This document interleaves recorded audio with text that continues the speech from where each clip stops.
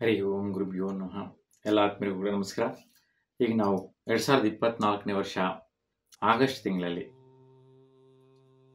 ಕುಂಭರಾಶಿಯವರಿಗೆ ಈ ಒಂದು ಆಗಸ್ಟ್ ತಿಂಗಳಲ್ಲಿ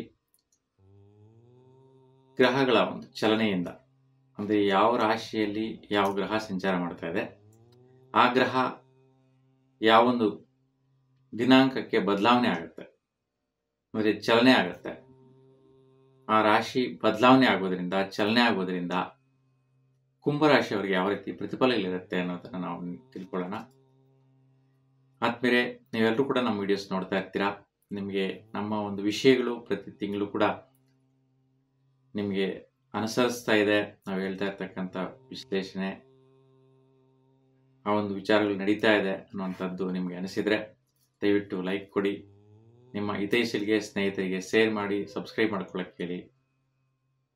ನಿಮ್ದು ಯಾವುದೇ ರೀತಿ ಜ್ಯೋತಿಷ್ಯ ವಿಚಾರ, ಜಾತಕ ವಿಚಾರ, ವಾಸ್ತು ವಿಚಾರ ಸಮಸ್ಯೆಗಳಿದ್ದಲ್ಲಿ ಸ್ಕ್ರೀನ್ ಮೇಲೆ ಇರ್ತಕ್ಕಂತಹ ನಂಬರ್ಗೆ ಕರೆ ಮುಖಾಂತರ ತಿಳಿಸ್ಬೋದು, ಅಥವಾ ವಾಟ್ಸಪ್ ಮುಖಾಂತರ ವಾಯ್ಸ್ ಮೆಸೇಜ್ ಅಥವಾ ಟೈಪ್ ಮಾಡಿ ಮೆಸೇಜ್ ಕಳಿಸಿ.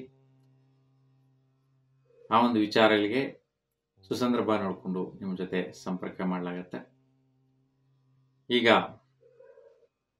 ಆಗಸ್ಟ್ ತಿಂಗಳಲ್ಲಿ ಕುಂಭರಾಶಿಯವರಿಗೆ ಗ್ರಹಗಳ ಚಲನೆಯಿಂದ ಯಾವ ರೀತಿ ಪ್ರತಿಫಲ ಇರುತ್ತೆ ಅಂತ. ಯಾಕೆಂದ್ರೆ ಕೆಲವೊಂದು ಗ್ರಹಗಳು ಸ್ಥಿರವಾಗಿ ನಿಧಾನವಾಗಿ ಚಲನೆ ಮಾಡ್ತಾ ಇರುತ್ತೆ.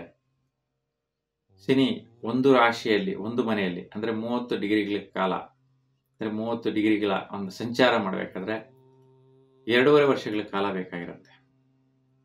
ಭೂಮಿ ಸುತ್ತಲೂ ಅಥವಾ ಸೂರ್ಯನ ಸುತ್ತಲೂ ಒಂದು ಸುತ್ತು ಬರಬೇಕಾದ್ರೆ 30 ವರ್ಷಗಳ ಕಾಲ ಬೇಕಾಗಿರುತ್ತೆ. ಈ ಒಂದು ಪರಿಭ್ರಮಣೆ ಶನಿಯ ಪ್ರಕಾರ ನಡೀತಾ ಇರುತ್ತೆ. ಗುರು 1 ವರ್ಷ ಕಾಲ ಒಂದು ರಾಶಿಯಲ್ಲಿ ಇರ್ತಾರೆ.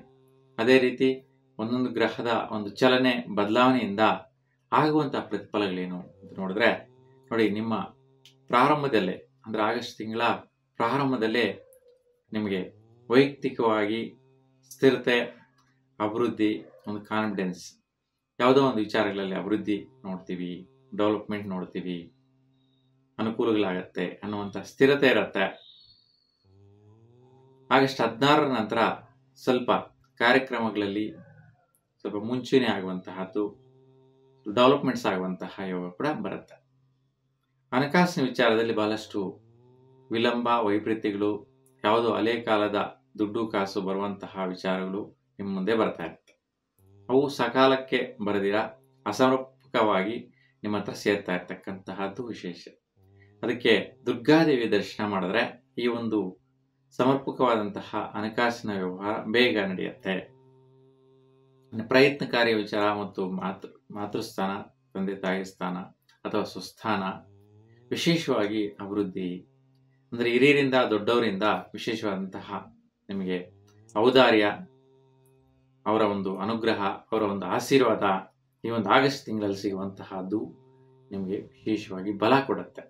ಅದು 26ನೇ ತಾರೀಕುವರೆಗೂ ತುಂಬ ಬಲವಾದಂತಹ ಪ್ರತಿಫಲ ನಿಮ್ಮ ಮನೆ ಕಡೆಯಿಂದ ನಿಮಗೆ ಲಭಿಸುವಂತಹದ್ದು ಯೋಗ ಇದೆ. ವಿದ್ಯಾರ್ಥಿಗಳಿಗೆ ನಿಮ್ಮ ವ್ಯಾಸಂಗದ ವಿಚಾರದಲ್ಲಿ ತುಂಬ ಅಭಿವೃದ್ಧಿದಾಯಕ ಪ್ರತಿಫಲ ಇರುತ್ತೆ. 22ರ ನಂತರ ಸ್ವಲ್ಪ ಸ್ನೇಹಿತರಿಂದ ಮನಸ್ತಾಪಗಳು ಬರುವಂತಹದ್ದು, ಟೆನ್ಷನ್ಸ್ ಬರುವಂತಹದ್ದು, ವೈಪರೀತ್ಯಗಳು ಬರುವಂತಹದ್ದು ಹೆಚ್ಚಾಗಿರುತ್ತೆ. ಸ್ನೇಹಿತರು ಮತ್ತೆ ಮಿತ್ರರ ವಿಚಾರ 16ನೇ ತಾರೀಕುವರೆಗೂ ಒಳ್ಳೆಯ ಕಾರ್ಯಕ್ರಮಗಳನ್ನ ಮಾಡುವಂತಹ ನಿಮ್ಮ ಮನಸ್ಸು, ಆ ಒಂದು ಸಂಕಲ್ಪಗಳು, ಆ ಒಂದು ಪ್ರಯತ್ನಗಳು ಚೆನ್ನಾಗಿ ನಡೆಯುತ್ತೆ. 22ರ ನಂತರ ಬುಧಗ್ರಹ ಕಟಕ ರಾಶಿಗೆ ವಕ್ರಸ್ಥಿತಿಯಲ್ಲಿ ಬರೋದ್ರಿಂದ, ಕಟಕ ರಾಶಿ ಅಧಿಪತಿ ಚಂದ್ರನಿಗೆ ಬುಧ ಶತ್ರುಭಾವ ಆಗಿರೋದ್ರಿಂದ ಸ್ನೇಹಿತರ ಜೊತೆ ಕೆಲವೊಂದು ವೈಷಮ್ಯಗಳು, ವೈಪರೀತ್ಯಗಳು, ಬಿಸ್ನೆಸ್ ವ್ಯವಹಾರಗಳಲ್ಲಿ ಮನಸ್ತಾಪಗಳು ನಡೆಯುವಂತಹದ್ದು ವಿಶೇಷವಾಗಿ ಬರುತ್ತೆ. ವಿವಾಹವಾಗಂತವರಿಗೆ ಮುಖ್ಯವಾಗಿ ಈ ಒಂದು ಆಗಸ್ಟ್ ತಿಂಗಳು ತುಂಬಾ ಶ್ರೇಷ್ಠವಾದಂತಹ ಸಮಯ ಅಂತ ಹೇಳ್ಬೋದು. ಯಾಕೆಂದ್ರೆ ಶುಕ್ರ ಶುಭಕಾರಕ, ಶುಭಕಾರ್ಯಗಳಿಗೆ ಯೋಗಕಾರಕ, ವಿವಾಹ ಕಾರ್ಯಗಳಿಗೆ ತುಂಬಾ ಬಲವ ಕೊಡುವಂತಹ ತಿಂಗಳು ಅಂದರೆ ಈ ಒಂದು ಆಗಸ್ಟ್ ತಿಂಗಳು. 1ನೇ ತಾರೀಕಿಗೆಲ್ಲ ಪ್ರಾರಂಭದಲ್ಲಿಯೇ ಶುಕ್ರ ಪ್ರವೇಶ ಆಗಿರ್ತಾನೆ ಸಿಂಹರಾಶಿಗೆ. ಅದರಿಂದ ವಿವಾಹ ನಿರ್ಣಯಗಳು ತುಂಬ ಶೀಘ್ರವಾಗಿ ಆಗುವಂಥದ್ದು. ಕೆಲವರಿಗೆ ನಿರ್ಣಯಗಳೇ ಆಗದಿರ ಇರ್ತಕ್ಕಂಥವ್ರಿಗೆ ಅರ್ಜೆಂಟಾಗಿ ಫಿಕ್ಸ್ ಆಗುವಂತಹ ಒಂದು ಸಂಬಂಧಗಳು ಚೆನ್ನಾಗಿ ಕೂಡಿ ಬರುತ್ತೆ.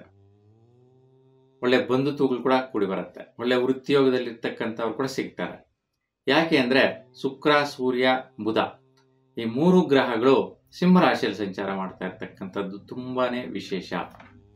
ಹಾಗಾಗಿ ಇದು ವಿವಾಹ ಸಂಬಂಧಗಳಿಗೆ ಎಷ್ಟು ಬಲ ಕೊಡುತ್ತೋ ಅದೇ ಬಲ ದಂಪತಿಗಳಿಗೂ ಕೂಡ, ಕುಂಭರಾಶಿಯಲ್ಲಿ ಇರ್ತಕ್ಕಂಥ ದಂಪತಿಗಳಿಗೂ ಕೂಡ ಕೆಲಸ ಕಾರ್ಯಗಳು ಜಯಪ್ರದ ಆಗುವಂತಹದ್ದು, ಶುಭ ಸೂಚನೆಗಳು ಬರುವಂತಹದ್ದು, ವ್ಯಾವಹಾರಿಕವಾಗಿ ಮುನ್ನಡೆಯುವಂತಹದ್ದು, ಈ ವಿಚಾರದಲ್ಲಿ ಕೂಡ ದಂಪತಿಗಳಿಗೆ ಸಕ್ಸಸ್ ಸಿಗತ್ತೆ.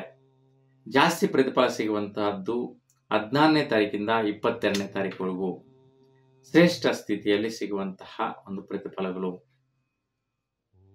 ಈ ಒಂದು ಸಮಯದಲ್ಲಿ ವಿಶೇಷವಾಗಿ ಲಭಿಸುತ್ತೆ. 22ರ ನಂತರ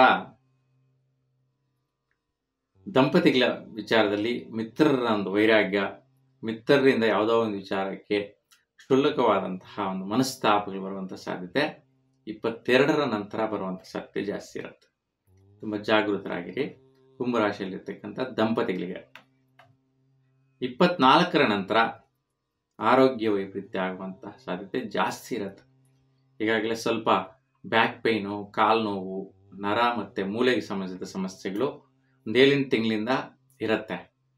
ಜೊತೆಗೆ ENT ಸಮಸ್ಯೆ ಬರುವಂಥದ್ದು, ಶೀತ ಬಾಧೆ ಉಂಟಾಗುವಂಥದ್ದು, ಕಣ್ಣು, ಕಿವಿ, ಮೂಗು, ಥ್ರೋಟು, ಗಂಟಲು, ಹಲ್ಲು, ಟೀತು ಇವೆಲ್ಲವೂ ಕೂಡ, ಇವುಗಳ ಜೊತೆಗೆ ಅಲರ್ಜಿ, ಶೀತ ಅಲರ್ಜಿ ಉಂಟಾಗುವಂಥದ್ದು 24ರ ನಂತರ ಬರುವಂಥ ಸಾಧ್ಯತೆ ಜಾಸ್ತಿ ಇರುತ್ತೆ. ಅದಕ್ಕೋಸ್ಕರ ಸ್ವಲ್ಪ ಜಾಗೃತರಾಗಿರಿ. ಅಮ್ಮನವರ ದೇವರ ದರ್ಶನ ಮಾಡಿ, ಕೆಂಪು ಹೂವಿನ ಅಷ್ಟೋತ್ರ ಮಾಡಿಸ್ಕೊಂಡು ಪೂಜೆ ಮಾಡಿಸ್ಕೊಂಡು ಬರೋದ್ರಿಂದ ಈ ಒಂದು ತೊಂದರೆ ವೈಪರೀತ್ಯದಿಂದ ನೀವು ಪರಿಹರಿಸಿಕೊಳ್ಳುವಂತಹ ಒಂದು ಅವಕಾಶ ಸಿಗತ್ತೆ. ಭಾಗ್ಯ ವಿಚಾರ ದಂಪತಿಗಳಿಗೆ ಆಗಸ್ಟ್ ಪ್ರಾರಂಭದಿಂದಲೇ ಒಳ್ಳೆಯ ಭಾಗ್ಯೋದಯ ಕಾಲ ಅಂತ ಹೇಳ್ಬೋದು. ಒಳ್ಳೆಯ ಶುಭ ಸೂಚನೆಗಳ ಬರುವಂತಹ ಭಾಗ್ಯಗಳಾಗಿರುತ್ತೆ. 24ರ ನಂತರ ಆರೋಗ್ಯ ನಷ್ಟ ಆಗುವಂತಹ ದೌರ್ಭಾಗ್ಯ, ತುಂಬ ಜಾಗೃತೆಯಿಂದ ಇರಬೇಕು. ಅದಕ್ಕೋಸ್ಕರ 24ರ ನಂತರ ತುಂಬ ಹುಷಾರಾಗಿರೋದು ಉತ್ತಮ ಕುಂಭರಾಶಿಯವರು. ವೃತ್ತಿ ವಿಚಾರ ನೋಡಿದ್ರೆ ಒಂದು ವಿದ್ಯಾರ್ಥಿಗಳಿಗೆ ಒಳ್ಳೆಯ ಪ್ರೋತ್ಸಾಹ, ವಿದ್ಯಾಭ್ಯಾಸ ಮುಗಿಸಿರ್ತಕ್ಕಂಥವರಿಗೆ ಒಳ್ಳೆಯ ಕೆಲಸ ದೊರೆಯುವಂತಹದ್ದು, ಉದ್ಯೋಗ ಅವಕಾಶಗಳು ಸಿಗುವಂತಹದ್ದು. ಈಗಾಗಲೇ ಬಹಳಷ್ಟು ಉದ್ಯೋಗಗಳು ಕಡಿಮೆ ಆಗೋಗಿದೆ.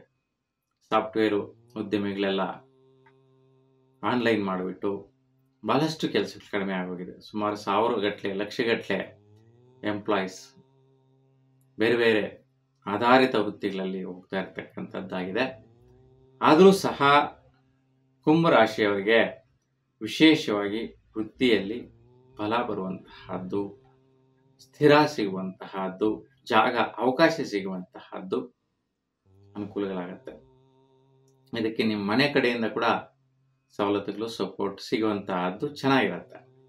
ಆದಾಯ ವಿಚಾರಗಳು ಮನೆ ಕಡೆಯಿಂದ ಪೂರ್ವಾಸ್ತಿಗಳು, ಪೂರ್ವ ವ್ಯಾವಹಾರಿಕವಾಗಿ ನಡೆದಿರ್ತಕ್ಕಂಥ ಕೆಲಸಗಾರಿಗಳಿಂದ ಮತ್ತೆ ಭಾತೃ ಸಂಬಂಧಿ ಅಣ್ಣ ತಮ್ಮಂದಿರು ಅಕ್ಕ ತಂಗಿಯರಿಗೆ ಸಂಬಂಧಿಸಿದ ರೀತಿಯಲ್ಲಿ ಬರುವಂತಹ ಆದಾಯಗಳು ದೊಡ್ಡ ಮೊತ್ತದಲ್ಲಿ ಉತ್ತಮ ರೀತಿಯಲ್ಲಿ ಬರುವಂತಹ ಅವಕಾಶ ಚೆನ್ನಾಗಿರುತ್ತೆ.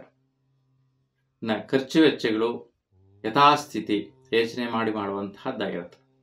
ಅನಾವಶ್ಯಕವಾದ ಖರ್ಚುಗಳು ಹೆಚ್ಚಾಗಿ ಬರುವುದಿಲ್ಲ.